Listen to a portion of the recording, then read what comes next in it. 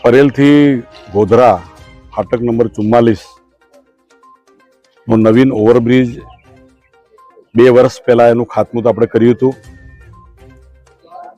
આજરોજ મને કન્યાબી કિશોરીજી ધારાસભ્યશ્રી, મને મહેશભાઈ ભુરિયાજી, મહેન્દ્રભાઈ ભાભો ડીઆરએમ સાહેબ, દાહોદ નગરપાલિકાના પ્રમુખશ્રી ગોપીભાઈ અને શ્રદ્ધાબેન ઉપપ્રમુખશ્રી અને દાહોદ શહેરના બધા લોકોની હાજરીમાં 44 કરોડ કરતાં વધુ રકમના ખર્ચે ઓવરબ્રિજનું આજે દાહોદની જનતાને અર્પણ કરતા ગૌરવ અનુભવીએ છીએ।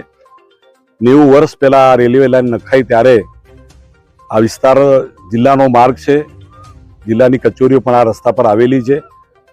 મને કહેતા ગૌરવ છે કે બોરડી બ્રિજ હોય, પાણીયા હોય, પીપલોદ હોય, આ બ્રિજ હોય, એમ લગભગ આ 11 વર્ષના કાર્યકાળની અંદર ફાટક મુક્ત દાહોદ બનાવવાનું કામ ભારતના પ્રધાનમંત્રી માનનીય મોદી સાહેબ અને રેલવે મંત્રી શ્રી અશ્વિની વૈષ્ણવજીએ કર્યું છે અને રેલવે ના કામો 11 વર્ષની અંદર 22,000 કરોડ જેટલું બજેટ રેલવેમાં પહેલી વાર આપવા માટે માનનીય મોદી સાહેબના અમે આભાર વ્યક્ત કરીએ છીએ।